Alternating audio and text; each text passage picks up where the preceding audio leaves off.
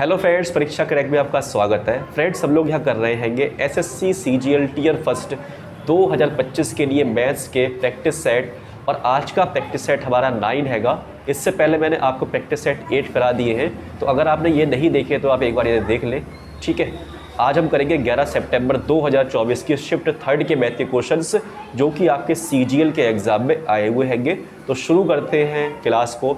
तो क्लास शुरू करने से पहले मेरे भाई आपसे रिक्वेस्ट है कि अगर आप हमारे चैनल पर नए हैं तो प्लीज़ एक बार क्लास को लाइक कर लें और चैनल को सब्सक्राइब भी कर लें। तो शुरू करते हैं क्लास। देखना, क्वेश्चन नंबर 1 में कहा गया है, सिद्धि अपने स्कूटर को 31,902 में बेचकर विक्रय मूल्य के 1/6 भाग के बराबर लाभ अर्जित करती है, उसका लाभ प्रतिशत ज्ञात कीजिए। तो देखना, यहाँ पे आपको एक अमाउंट दे रखा है, तो इस अमाउंट से हमें कोई मतलब नहीं है, हमें मतलब फ्रैक्शन से, इस क्वेश्चन को हम फ्रैक्शन से ही कर देंगे, ठीक है। तो देखना, फ्रैक्शन दे रखा है 1/6, किसका हैगा ये, विक्रय मूल्य का है। तो ये जो नीचे लिखा हुआ है आपका 6, ये क्या होगा, आपका सेलिंग प्राइस होगा, और जो आपका ऊपर बंद दे रखा है होगा प्रॉफिट, ठीक है। लेकिन हमें निकालना क्या है, प्रॉफिट परसेंट निकालना है।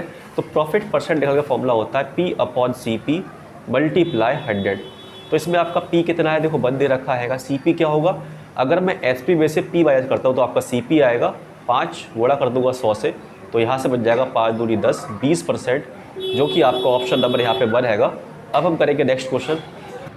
क्वेश्चन नंबर 2 में कहा गया है, P और Q दो ऐसे वृत्तों के केंद्र हैं जिनकी त्रिज्या क्रमशः 7 सेंटीमीटर 3 सेंटीमीटर है। यदि वृत्तों की सीधी उभयनिष्ठ अनुस्पर्श रेखा विस्तारित PQ से A पर मिलती है तो A PQ को डैश विभाजित करता है। तो देखना कैसे करेंगे इसके लिए। तो सबसे पहले यहाँ बनाएंगे हम आपके 2 सर्कल, ठीक है, एक 7 सेंटीमीटर रेडियस का, एक आपका 3 सेंटीमीटर छोटा बनेगा ये, ठीक है। ये बन गया आपके। इसका सेंटर क्या है आपका P है और इसका क्या है Q है, ठीक। इसकी एक क्या है, स्पर्श रेखा है, अनुस्पर्श रेखा, ठीक है। इसे बना लेंगे हम, ये बन गया इस तरीके से। ये PQ से होते हुए A पर मिलती है बाहर ऐसे, और ये इसकी रेडियस है यहाँ पे। 1 मिनट रुकना, मिस्टेक है, यहाँ से करते हैं, ठीक है। ये टच करेगी ना ऊपर की रेखा दोनों को, और ये ऐसे यहाँ मिल जाएगी, ठीक है, और ये यहाँ टच हो जाएगा, रेडियस बन जाएगी। तो अब लिख देंगे पॉइंट के नाम। देखना, ये जो है आपका, देखो ये A पे मिल रही है, यहाँ पे A आ जाएगा, और ऐसे हम मान लेंगे S और इसे मान लेंगे T, ठीक है। तो यहाँ पे इसकी लेंथ कितनी है, 7 सेंटीमीटर है, और इस वाले की क्या है, 3 सेंटीमीटर है, ये दे रखा है 7 और 3। अब हमें देखना है, यहाँ पे देखना है कि पूछा क्या गया है, तो A PQ को डैश विभाजित करता है। जो A जो है वो PQ को किससे विभाजित करेगा, मतलब निकालना है हमें यहाँ से A से लेके P का डिस्टेंस और A से लेके Q का डिस्टेंस निकालना है, इसका रेशियो AP रेशियो AQ, ये निकालना है हमें, ठीक है, याद रखना। अब कैसे करेंगे देखना है यहाँ पे। तो सबसे पहले देखो, यहाँ पे 2 बंदे ट्राइंगल, एक तो बंदा है आपका APS वाला, ठीक है, और एक आपका बंदा AQT वाला है। इतना समझ में आ गया होगा आपके लिए। अब देखना, ये जो एंगल होता है आपका, ये बनता है 90 डिग्री का, 90 डिग्री का, ठीक है। और ये कॉमन हैगा, पता नहीं लेकिन कॉमन है, ठीक। तो यहाँ से देखो, जो एंगल आपका A है वो दोनों में ही हैगा। फिर आपका जो एंगल P है वो बराबर होगा आपके एंगल Q के, ठीक है। और जो आपका एंगल ये वाला S जो है वो बराबर है T के, ठीक। तो इसमें लग जाएगा आपको कौन सा रूल, कॉन्ग्रुएंस का, ठीक। अब यहाँ पे जो आपकी AP/AQ होगा बराबर यहाँ पे PS/QT होता है। जब कॉन्ग्रुएंस रूल लगाते हैं हम, तो यहाँ पे साइड जो होंगी इस तरीके से रेशियो बराबर होता है, ठीक है। तो यहाँ पे AB कितना दिया हमें, AP, A से लेके P पता ही नहीं कितना हैगा, तो इसे छोड़ दो, इसे लिख दो आप ऐसे AP। फिर आपका यहाँ से देखो AQ कितना दिया, ये भी नहीं पता है कितना दिया AQ। अब बात करते हैं किसकी, PS की। तो PS कितना दिया, PS 7 दे रखा है हमें, और यहाँ पे QT दे रखा है 3। तो इस तरीके से आपका आंसर आएगा 7/3, जो कि आपका ऑप्शन नंबर 2 हैगा। और ये एक्सटर्नली मतलब बाहर हैगा, इंटरनली नहीं है, इस साइड अंदर कहीं भी नहीं, बाहर की तरफ है। तो ऑप्शन नंबर 2 ही ठीक होगा, ठीक है। तो इस तरीके से कर सकते हैं क्वेश्चन वाला हम। अब करेंगे नेक्स्ट क्वेश्चन, ठीक। क्वेश्चन नंबर 3 देखना कैसा हैगा, बहुत इजी क्वेश्चन है, आराम से इसे करेंगे। क्वेश्चन नंबर 3 में कहा गया हैगा स्टार को उस लघुत्तम अंक से प्रतिस्थापित कीजिए जिससे 723 स्टार 56 स्टार संख्या 6 से विभाज्य हो जाए। तो संख्या आपकी हैगी 7, 2, 3, फिर स्टार बनाए आपका, फिर 5 है, फिर 6 है, फिर स्टार है। डिवाइड करना है 6 से। तो देखो अगर कोई संख्या 6 से डिवाइड है तो वो संख्या क्या होगी आपकी 2 से और 3 से दोनों से डिवाइड होगी, ठीक। और जो संख्या आपकी 2 से डिवाइड होती है उसके लास्ट का अंक क्या होता है 0, 2, 4, 6, 8 होता है। तो देखो पहली बात 3 तो होगा नहीं, 1 होगा नहीं, ठीक है, ये तो समझ में आ गया। अब मेरी बात सुनना, कौन से ऑप्शन रहेगा यहाँ पे 4 और 2। हमें लेना लघुत्तम मतलब छोटी संख्या, तो 2 लेके देखते हैं। तो अगर कोई संख्या 3 से भाग है तो उसके उस संख्या के अंकों का सम क्या होता है 3 से भाग होता है नहीं होता है। तो देखो 7, 2, 9 3 से भाग हो जाएगा, 6, 3, 9 3 से भाग हो जाएगा, बचा 5। तो 5 में मैं क्या जोड़ दूँ, ठीक है, ये x, इसको x मान लेता हूँ तो हो जाएगा 2x, जो कि आपका 3 से भाग हो जाए। तो ईजी तो है लेकिन अच्छे समझा रहा हूँ मैं, ठीक। यहाँ पे तो यहाँ पे अगर देखो 4 लिखता हूँ मैं, यहाँ पे आपका 4 होता है, 4 लिखूँगा, 4 दूनी 8, 8 जोड़ेगा तो हो जाएगा 13, नहीं होगा। लेकिन जब मैं यहाँ 2 रखूँगा तो हो जाएगा 2 2 जा 4, और 4 करूँगा प्लस 5 में तो हो जाएगा 9, और 9 आपका 3 से डिवाइड हो जाएगा बहुत आराम से। तो इसका मतलब ऑप्शन नंबर आपका 2 ठीक है। अब करेंगे नेक्स्ट क्वेश्चन। क्वेश्चन नंबर 4 में कहा गया सोहन ने 11% वार्षिक साधारण ब्याज की दर से 1,41,545 की राशि उधार ली। प्रथम वर्ष की समाप्ति पर वह उधार ली गई मूल राशि की वापसी के लिए 25,490 चुकाता है। यदि सोहन दूसरे वर्ष की समाप्ति पर सभी लंबित बकाया राशि का भुगतान करता है जिसमें प्रथम वर्ष के दौरान अर्जित ब्याज भुगतान भी शामिल है, तो वह दूसरे वर्ष की समाप्ति पर कितना भुगतान करेगा। तो देखना राशि कितनी है आपकी 1,41,545। तो अगर इस राशि पे 2 साल का ब्याज देगा तो रेट क्या होगी, 1 साल की आपकी 11% है, 2 साल की क्या होगी 22% हो जाएगी, गुणा कर देंगे तो रेट होगी 22% आपकी। लेकिन हमें निकालना है मूलधन, तो 100 में जोड़ देंगे 22 तो हो जाएगा आपका 122। तो अब मैं निकाल लूँगा इस 1,41,545 का 122%, ठीक है। ये क्या आएगा आपका, ये आएगा आपका मूलधन, मिश्रधन, सॉरी, ये आएगा आपका मिश्रधन जिसे बोलते हैं अमाउंट, ठीक है। मूलधन तो दे रखा आएगा। अब देखा सॉल्व करते हो तो 5 से काट देंगे इसके लिए, पहले काटो 2 से, 2 6 12, 2 1 2, यहाँ हो जाएगा 2 5 10, इसे काट देंगे 5 से, 5 2 10, 5 8 40, 5 3 45 और 5 2 45, 5 2 50। ऊपर आपका हो जाएगा 2 8 3 0 9, इसे करेंगे हम 6 1 से डिवाइड तो हो जाएगा 9 0 3 8 2, ये आएगा 6 9 जा 54, एक मिनट रुकना, 6 9 जा 54, ये हो जाएगा आपका 6 3 जा 18, 6 8 जा 48 49, 6 2 12 12 और 4 16, इसे कर देंगे प्लस तो आपका बच जाएगा यहाँ पे 9 10 11 और 1 12, हासिल लगा 1 7 1, ये आ जाएगा पॉइंट। तो ये बन जाएगा आपका 1,72,000, 1,72,000 नहीं, हाँ 684.9, ठीक है। यहाँ से तक समझ में आ गया। कहा गया है कि वह उधार ली गई मूल राशि की वापसी के लिए 25,490 चुकाता है। तो मूल राशि चुकाया है, लेकिन इसमें वो ब्याज भी देगा, ठीक है। जब वो ब्याज देगा तो पहले वर्ष में दे रहा है, पहले वर्ष में देखो, ठीक है। तो जब पहले वर्ष में ब्याज देगा तो 11% रेट है, इस पर लगेगा 11% ब्याज, लेकिन हमें निकालना क्या है निश्चित है। तो 25,490 का गुणा कर देंगे हम किससे 111 से, तो यहाँ से आपका बच जाएगा, जब गुणा करेंगे तो क्या आएगा आपका, देखना इसे मैं एरेज कर देता हूँ, 1 मिनट रुकना, और यही कर देंगे मल्टीप्लाई, हम जगह का हमें असली एरेज करना पड़ेगा। अब यहाँ पे देखना 2549 को मल्टीप्लाई करेंगे 1111 से, तो 9452 डिवाइड करना तो ईजी हैगा, 9452 फिर आपका 9452 प्लस कर दो तो आपका जाएगा 9 4 13 कैरी 1, 9 4 13 13 और 1 14 5 19 कैरी 1, 5 4 9 10 2 12 कैरी 1, 5 2 7 1 8 और 2, यहाँ पे देखो 1 0 हैगा तो यहाँ जाएगा पॉइंट। तो अब उसने क्या किया है, इतने रुपये का भुगतान कर दिया हैगा, तो सेकेंड ईयर में कितना भुगतान करेगा वो, ये तो सबका है ऑल ओवर। तो अगर मैं इसमें से इसे माइनस कर दूं तो क्या बचेगा, जो वो सेकेंड ईयर के एंड में भुगतान करेगा, ठीक है। तो 1,726,84.9, इसमें से माइनस करेंगे 28 293.9, ठीक है। तो 9 से आपका 9 कट जाएगा, 0 आएगा, यहाँ बचेगा 1 आपका। तो देखना 1 ऑप्शन नंबर 3 में ये लास्ट में, तो ये हो जाएगा आपका आंसर, आई का जरूरत नहीं है, ठीक है। अब करेंगे नेक्स्ट क्वेश्चन। क्वेश्चन नंबर देखना 5, इजी क्वेश्चन है, आराम से कर लेंगे।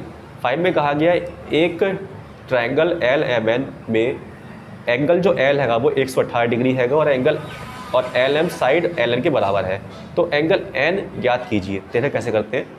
पहले बना लेंगे हम ट्रायंगल त्रिभुज। ये आपका L है, ये M है, ये N है। कहा गया है जो आपका L है वो कितना हैगा, 118 डिग्री हैगा। आपकी जो LM है वो बराबर आपकी LN की है। तो क्या बन गया, ये आपका बन गया समद्विबाहु त्रिभुज, जिसे बोलते हैं इंग्लिश में आइसोसेलेस ट्रायंगल। तो इसके ये दो एंगल बराबर होते हैंगे, ठीक है। तो अब ये बताइए हमें निकालना क्या, एंगल N निकालना बहुत ईजी हैगा।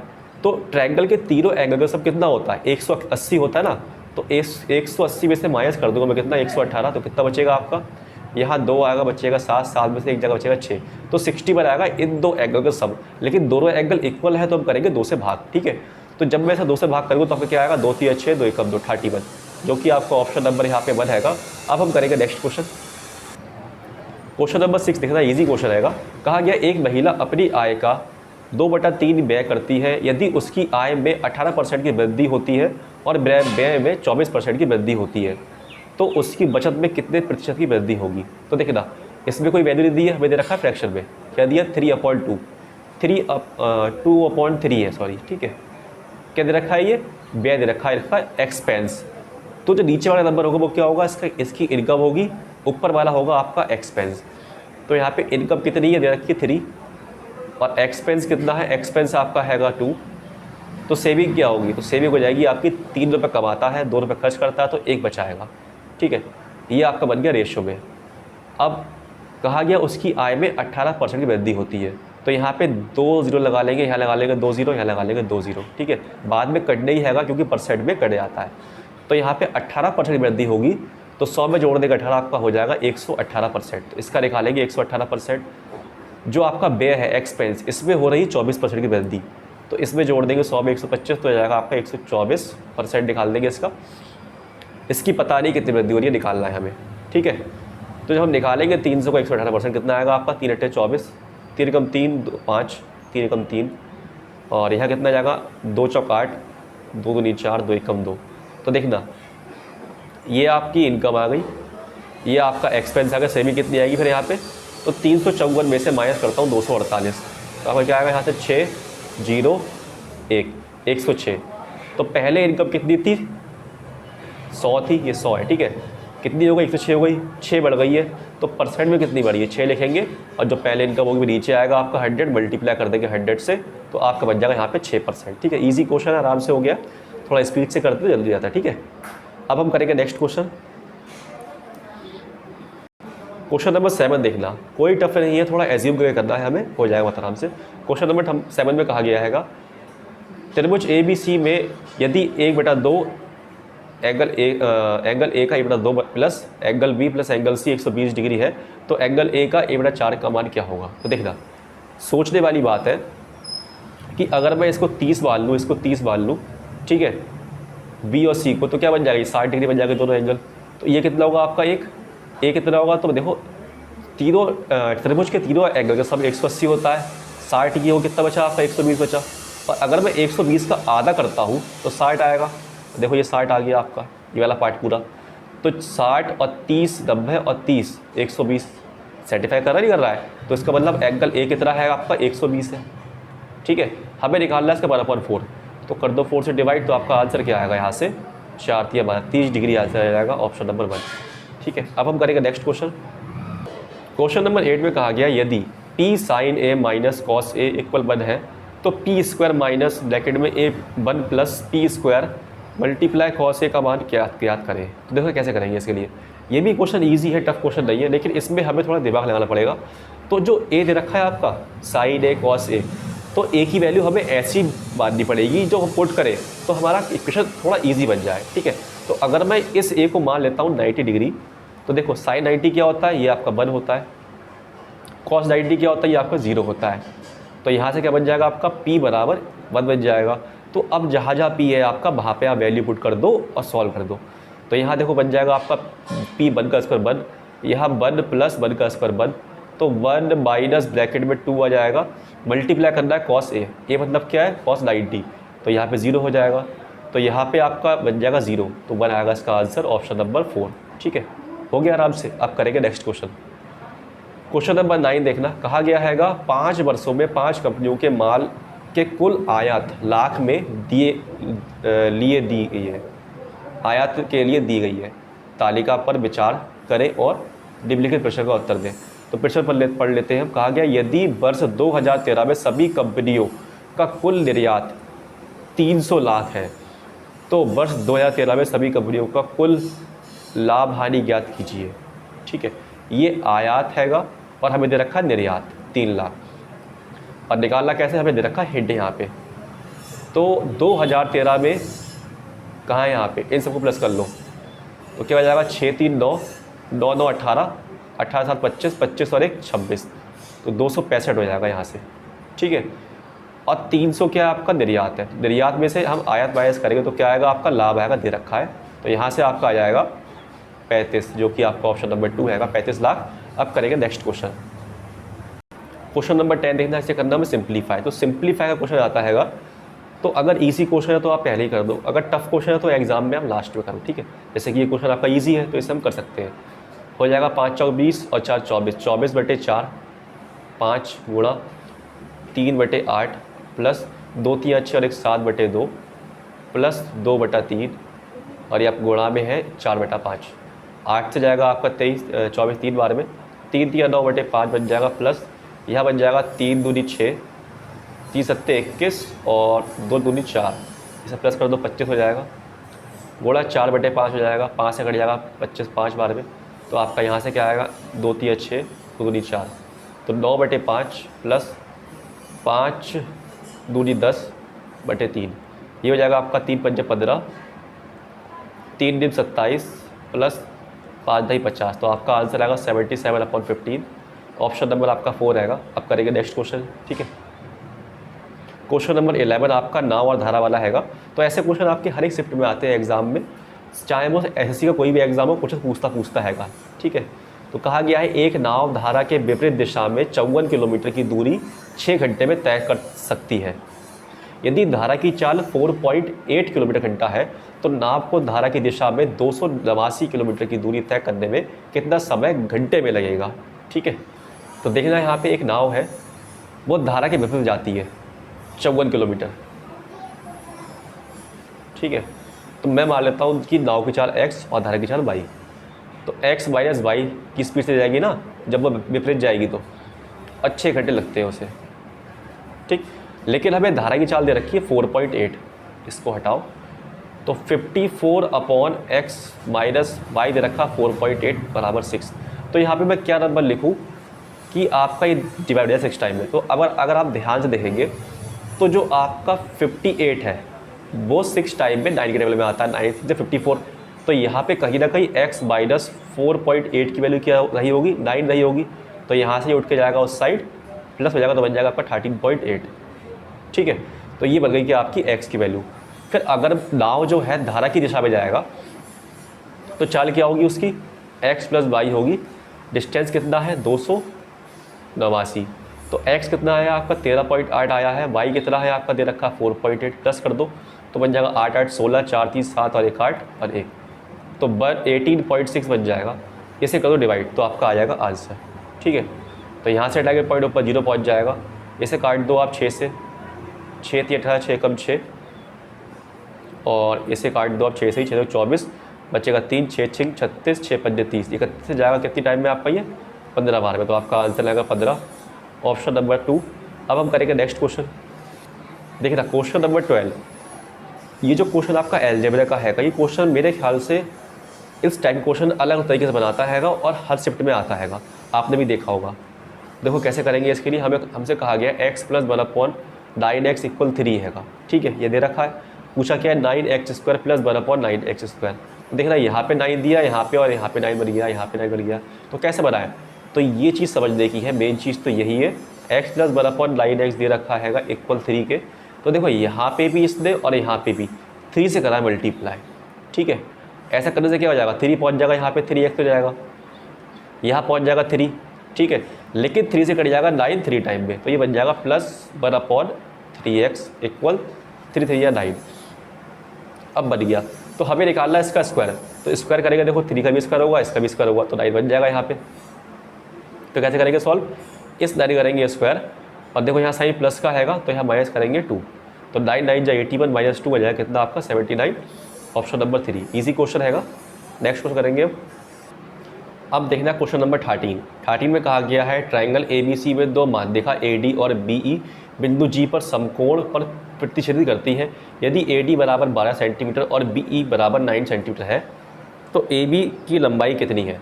तो देखना क्वेश्चन तो ईजी है, अगर आप प्रैक्टिस कर रहे होंगे, आपने मैथ्स कंप्लीट कर ली होगी, तो आपको लग रहा होगा ये क्वेश्चन टफ नहीं हैंगे, ठीक है, थोड़े समझने वाले क्वेश्चन हैंगे, बाकी सब इजी ही है। त्रिभुज बनाओ आपका ABC, ABC, ठीक है, कहा गया AD और BE बिंदु G पर समकोण पर प्रतिच्छेद करती है माध्यिकाएं। ये आपकी AD हो गई, ये आपकी हो गई BE, और ये जहाँ काट रही है वो क्या है आपका G पे काटती है। इस तरीके से कहा गया जो AD है, जो पूरा आपका AD जो हैगा, पेन चेंज कर लेता हूँ यार, पूरा AD यहाँ से लेके यहाँ तक ये कितना आपका 12 सेंटीमीटर है। और आपका अगर बात करें यहाँ पे BE दे रखा है 9 सेंटीमीटर। तो एक चीज़ आपको इसमें पता होनी चाहिए, ठीक है, ये समकोण पर काट रही है, तो आपका यहाँ पे जितने भी जो एंगल बनेंगे यहाँ पे कितने बनेंगे, 90 डिग्री बनेंगे, ये भी 90, ये भी 90, ये भी 90, ठीक, चारों 90 डिग्री के होंगे।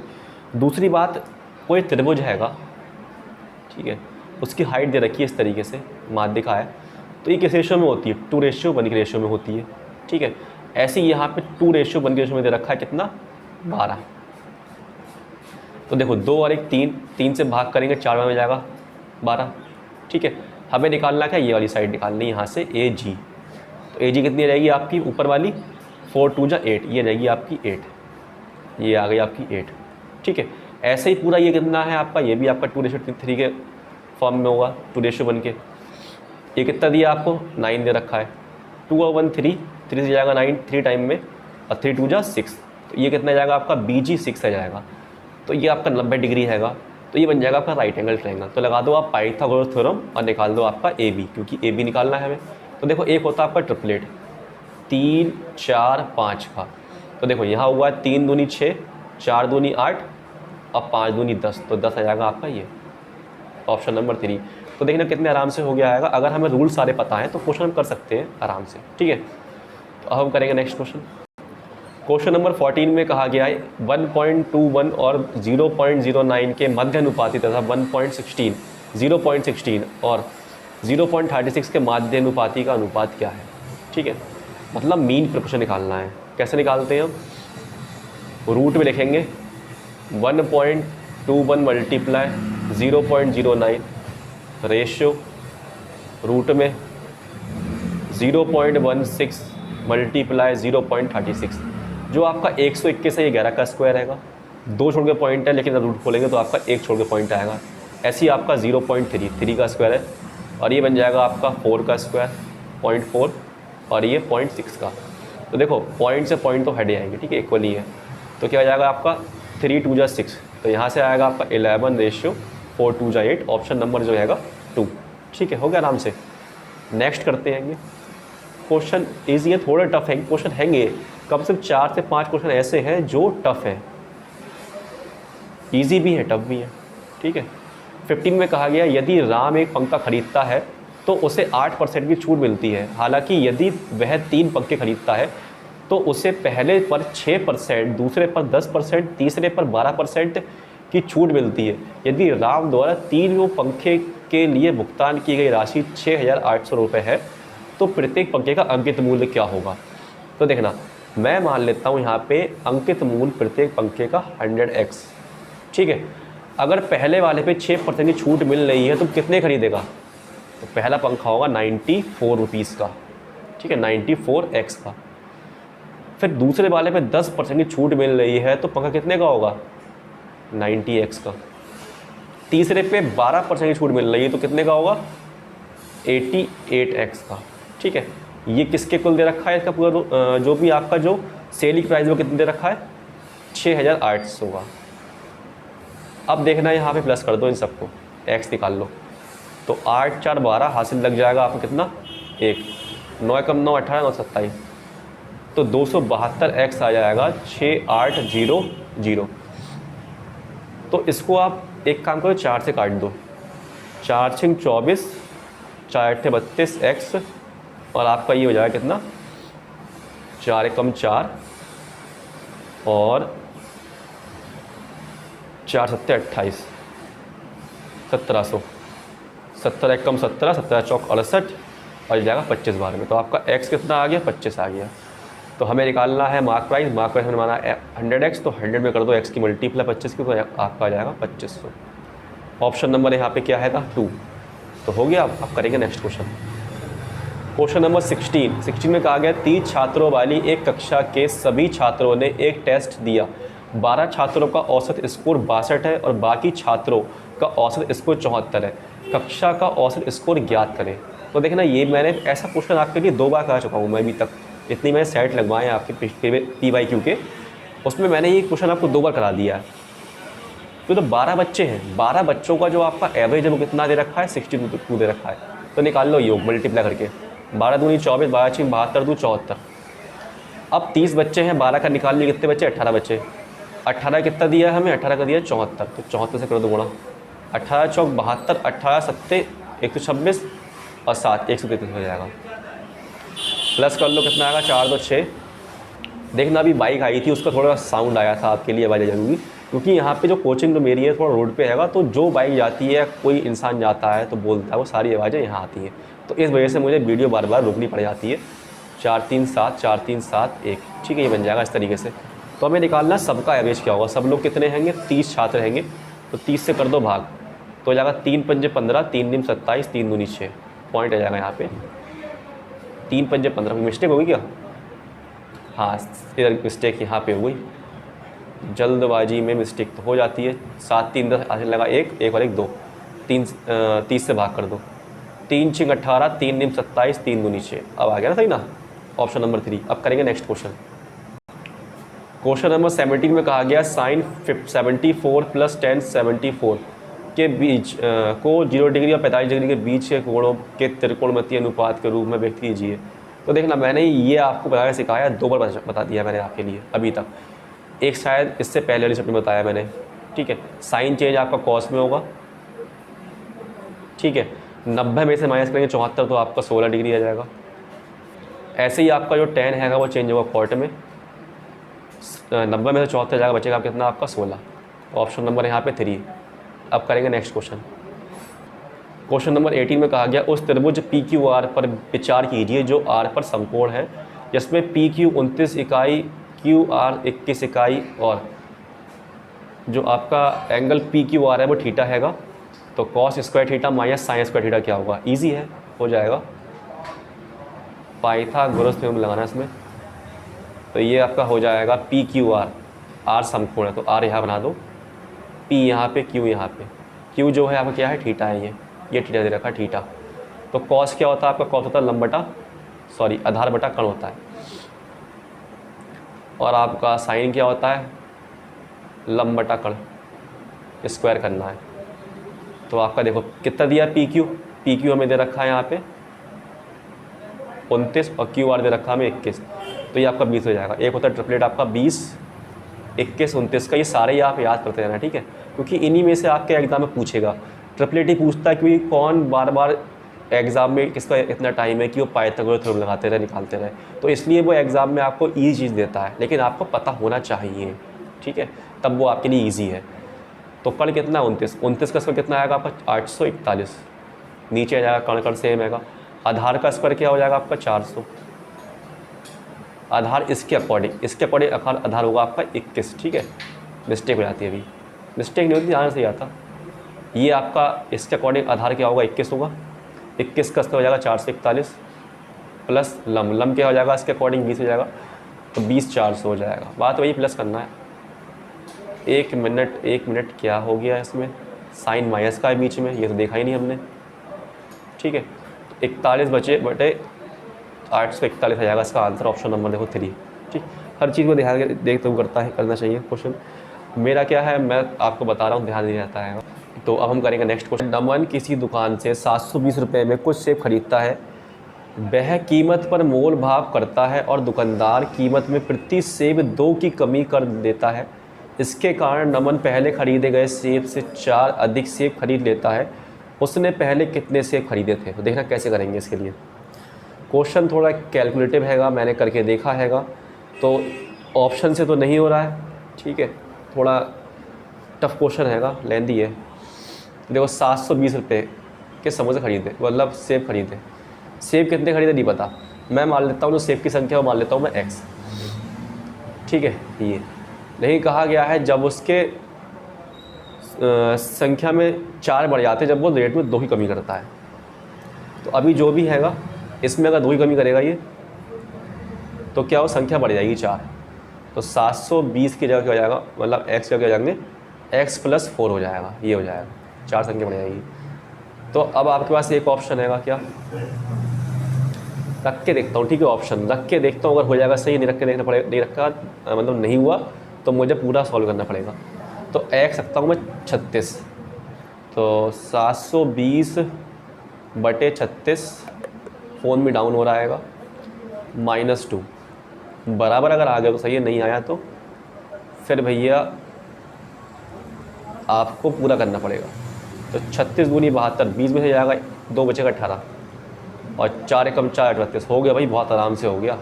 तो ऑप्शन नंबर 1 ठीक है। बाकी जो भी ऑप्शन रखेंगे आपका नहीं होगा मेरे हिसाब से। ठीक है, रख के देख लेना आप। अब हम करेंगे नेक्स्ट क्वेश्चन। क्वेश्चन नंबर 20 में कहा गया निम्नलिखित व्यंजन सरल करें। ठीक है, आप लोग सोचते होंगे पढ़ाना बहुत आसान है, बहुत टफ पढ़ाना हैगा। कोई क्वेश्चन नहीं आता है तो फिर उसे बहुत टाइम तक करना पड़ता हैगा। ठीक है, तो ऐसे करना सरल हमें। तो देखो यहाँ पे फॉर्मूला कौन सा लगा हैगा, a + b a² - ab + b²। इसमें मिस क्या है आपका, इसमें मिस तो कुछ नहीं है। ये फॉर्मूला किसका है, फॉर्मूला हैगा a + b a³ + b³ का। तो उसमें a क्या लिया हमने, 3/a लिया है, b क्या लिया है, 3a लिया है। ठीक है, क्यूब करना है इनका।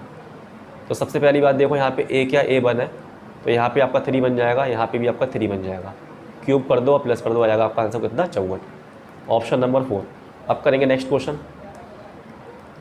क्वेश्चन नंबर 21 में कहा गया 50 सेंटीमीटर, 150 सेंटीमीटर, 172 सेंटीमीटर बीमाओं वाले घनाभ को एक जैसे कितने विशालतम घनों में विभाजित किया जा सकता है। तो घन की वजह निकालनी है पहले। तो घन की वजह कैसे निकालेंगे, इनका ले लो HCF। HCF कैसे लेंगे देखना, बहुत आसान तरीका HCF लेने दिखा रहा हूँ मैं आपके लिए। 50, 150, 172। ठीक है, गैप ले लो, यहाँ पे 25 आएगा, तो 25 क्या है, HCF है। अगर इस 25 से ये भाग हो जाए तो ठीक है। अब हम निकाल देंगे जो आपका घनाभ है, इसका निकालेंगे आयतन, और घन के आयतन से कर देंगे भाग। घन का आयतन क्या होता है, भुजा का क्यूब। तो आपका आ जाएगा आंसर 25 दूनी 50, 25 छिंग 150, 25 सत्ते 172, 2 छिंग 12, 12 सत्ते 84। ऑप्शन नंबर क्या आपका बनेगा। अब करेंगे नेक्स्ट क्वेश्चन। क्वेश्चन में कहा गया हैगा, यहाँ पढ़ते सीधे यार, हाँ छोड़ो। वर्ष 2022 में फर्म M द्वारा उत्पादित दर्जनों केलों और फर्म P द्वारा उत्पादित दर्जनों केलों का संबंधित अनुपात क्या है। 2022 ये रहा। M कितने हैंगे, 17, 6, 5, 2। P कितने हैंगे, 16, 4, 0, 4। 4 से काटो, 4 से कट जाएगा। 4 चौक 16, 4 चौक 16, 4 एकम 4, 4 तिया 12, 4 चौक 16, 4 एकम 4, 4 दूनी 8, 4 एकम 4, 4 से नहीं जाएगा। आप कैसे काट दोगे 4 से भाई, तो किससे जाएगा ये, 3 से कट जाएगा। 4, 4, 8, 8, 9, 9, 3 से काटो, 3 एकम 3, 3 चौक 12, 3 7 21, 3 एकम 3, 3 एकम 3, 3 तिया 9, और आपका 3 तिया 9, 3 एकम 3 बचेगा 2। यहाँ 4 एकम 4 आएगा लास्ट में, 4 एकम 4 होगा। ठीक है, कर दिया। 3 6 18, 3 7 21, ऑप्शन नंबर 3। अब करेंगे नेक्स्ट क्वेश्चन। Question number 23। एक टंकी को विभिन्न एक समान प्रवाह पथ दर वाले 3 पाइपों द्वारा भरा जाता है। जब पहले 2 पाइप एक साथ कार्य करते हैं तो वे टंकी को उतनी ही अवधि में भरते हैं जितनी अवधि में अकेले तीसरा पाइप इसे भरता है।